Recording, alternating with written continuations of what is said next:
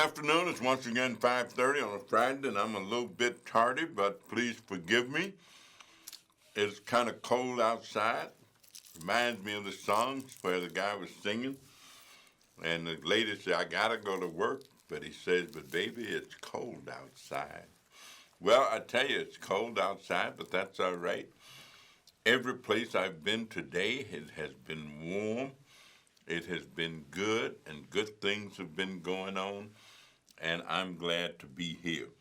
Let me, first of all, we are celebrating Black History, African American History Month, and so on tomorrow, the Major Adams Community Committee, in collaboration with Congressman Danny Davis, presents a tribute to Black history, a blast to leaders past and present. It's going to be Saturday, that's tomorrow, at 2:30 p.m. Program starts at 3 o'clock at the Major Adams Community Center, 125 North Horn Avenue in Chicago, Illinois. It's right across Washington Boulevard, right across from where the Mile Square Health Center used to be located. And we're going to be there paying tribute to some outstanding people. You know, one of the things that people don't know about the Henry Horner area, they don't know some of the personalities that came out of there. If you've ever heard of Earth, Wind, and Fire, you probably wouldn't necessarily know that Maurice White and all of those people came out of there, Verdeen Adams and the whole bunch. That's where they came from. They came out of that community. Dr. Verdeen Adams, a podiatrist, the greatest podiatrist I've ever had the pleasure of going to. First time I went to him, I had corns on my feet. And when he got through with me, I felt like I was walking on air. Well, we're going to be paying tribute to leaders of that community. Major Adams himself, who probably mentored more outstanding Black men than I can think of. He was a mentor to many of them. One of my favorites was my good friend, Reginald Hatch Adams, who came out of that community, worked at Rush Presbyterian St. Luke's Medical Center for 47 years, rose from the position of being a youth worker to becoming an executive at one of the largest medical centers, one of the most complex, one of the most effective medical centers that I know anything about. And we always just called him Hats, because when he was a young person, he wore hats. But we also would be honoring Miss Hortensia Randolph, who was a leader for people who lived in public housing for many, many years. She was one of the commissioners, and she headed up what was called the Central Advisory Council. Marion Stamps, who lived over in the Cabrini area and was a firebrand hellraiser, an absolute activist leader who, I remember many days she worked with a fellow named Ed Marksman, and they organized the Tranquility Organization and the Tranquility Center. But Miriam was just an outstanding activist. Mary Baldwin, who lived in the Rockwell Gardens area and was a leader and was the local advisory council president. Mary Baldwin is still alive, and still providing leadership. Miss Earlene Lindsay, who has passed away, but there's a street named Earlene Lindsay over there. But Earlene became an activist who traveled all over the country working and advocating in health care. For many years, she was actually chairman of the board of an organization that I worked for, the Westside Health Planning Organization. And so Earlene and I became bosom buddies. And one of the honors that I have had during my lifetime, when Earlene died, her family asked if I would give the eulogy. And I said to the minister at the church, at the Pilgrim Rest Missionary Baptist Church, that I ain't no preacher, and what I'll do is I'll just make some comments, and you do what you do and give the eulogy for your member. And he said, nope. They said they wanted you to do the eulogy, and so you're going to do the eulogy. And so I had the honor of doing the eulogy at Earlene Lindsay's funeral. Miss Mamie Bone was the leader of Henry Horner for many, many years. And so we honor her. We're going to honor Miss Nancy B. Jefferson, who was known as Mother Teresa of the West Side. And members of her family are going to come and talk about what it was like to live with their mother and grandmother, who was an outstanding leader. There's always a clergyman around.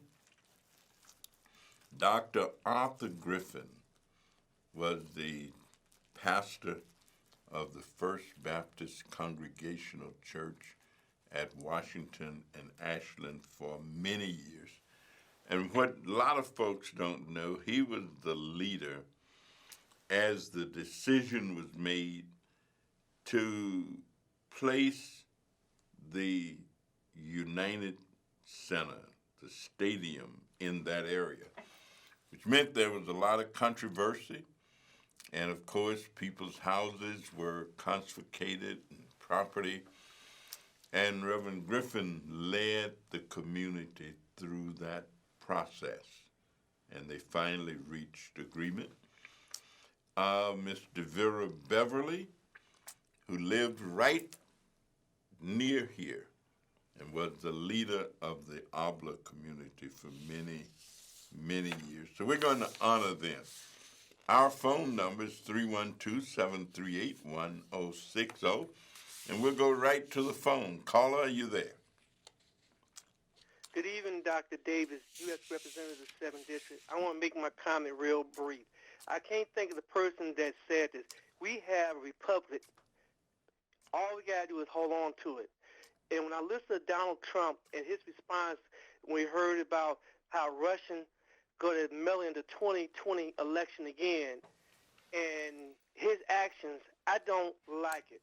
We should have listened to 5 former presidents that said that he was unfit for office. If I'm mistaken about anything or I misquote anything like that, please correct me. I can make a mistake as well as anybody else. When you, the President of the United States, you swore to uphold and protect the Constitution of the United States of America, and you're going to do what's in his best interest. Now, when people cast their vote, that's a very, very important thing. He's not going to look into it, whether he like it or not. He's supposed to look into it or have people look into it and look at the facts. You don't, when you're the president, you don't do things in your best interest. You do things for the people. That's the thing. You're supposed to do things in the people's behalf, not in your own behalf. And I don't see how in the heck people still allow him to do the things that he is doing. And I want to make this one other quick comment on leave. When it comes to the census, that man is doing everything under the sun that makes make sure the money goes to the rich people. If I'm lying, stop me dead in my track. Because first of all, he don't want certain people to be counted. And when certain money that need to go to the needed neighborhoods, guess what? It goes to the rich neighborhoods. And it's all about the pie being cut up. And he is the rich man's president. Now, if people don't wake up and smell the coffee, know what time of day it is, and get their butt out here and vote, whether you think somebody that, whether you like somebody or not, get out here and vote. Vote Trump out of office. That's all I want to say. Take care. Well, what I was going to say was that Trump didn't get in office by himself, and if people had not voted for him, he wouldn't have been elected. And so I think you said the magic word, vote your interests, and if you don't think Trump is your interest, then don't vote for Trump. Caller, are you there? Yeah, how you doing, Connie Davis? I'm good, Now, James. okay. How you doing? Okay, now, what I was going to say, Donald Trump trying to get back in there, and the reason why he was trying to get back in there, because he got Ryan Gorbich out. And the same people who talk about he should be back in there, and Joe was one of them. But it's not really up to Donald Trump. It's up to God. Because God got, like I said, God got the last word. And sometimes the money don't go in the rich people neighborhood. It go in other neighborhoods, too. God, like I said, God got all the last word on everybody. I think God goes in all neighborhoods because we think that God is so tall you can't go over him. He's so low you can't go under him. He's so wide you can't go around him. So he's omnipotent. He's omnipresent. He is all being to those of us who believe in God and who believe that there is a God. So I would definitely agree that God has the last word. So thank you, James. Thank you very much. We concur with that. Our number is 312-738-1060. You know, I visited the Willow Rawls Senior Building today and just had a wonderful time with a group of senior citizens there. And I also shared with them that Dr. Lewis Rawls, who built that building, was one of the smartest African-American people I've ever known. He was one of the smartest people, period, that I have ever known. And I had the good fortune to know him and to do a little work for him because I worked in the medical field, in the health field, and he was trying to reopen Tabernacle Hospital. Of course, Tabernacle is the name of the church that he pastored, and lots of hospitals got closed at different times. Tabernacle was one of those, and my friend, Dr. Leon Dingle, and I worked with Dr. Rawls as consultants to try and help him reopen Tabernacle. Another outstanding physician in town had the Friendship Medical Facility that he developed after coming to Chicago. Dr. Trm Howard came from Mount Bayou, Mississippi. And of course, the story is that he was the head of the NAACP and organizing black people there, built a hospital, and the Ku Klux Klan and the White Citizens Council ran him out of there. The word was out that they were going to kill him. So they slipped him out of Mount Bayou, Mississippi in a hearse to Memphis, and that's where he stayed for a while before he made his way to Chicago and organized the Friendship Medical Center Clinic, and I worked with and for him. for a little bit. Leon and I both worked for other entities, but we did a little bit of what was called consulting work. And we were able to work with these two black giants in the medical field. And just knowing them and being around them, way back, I'm talking now in the late 1960s and early 1970s. So we were young health professionals, and we were fortunate enough to come into contact with these giants. Of course, Leon went on and became the dean of the School of Allied Health at Rush and worked in that business before he set up his own business. So we had a good time. Our number, of course, is 312-738-1060. And of course, we would be pleased to entertain another call or two before we go off the air. And to reinforce, please join us. I mean, if you're not doing something tomorrow afternoon, please join us at the Major Adams Youth Center at 125 North Horn, where we pay tribute to these trailblazers, to these outstanding men and women. As a matter of fact, Dr. Mildred Harris, we had wanted her to come and be the keynote speaker. Unfortunately, she won't be able to because she's out of town. But the current leader of individuals who live in public housing in Chicago, Ms. Washington, is going to be our keynote speaker. We're going to have ourselves a good time. Caller, go right ahead. I'm going to try to get you in. Dr. Davis, if I'm wrong, stop me dead in my track.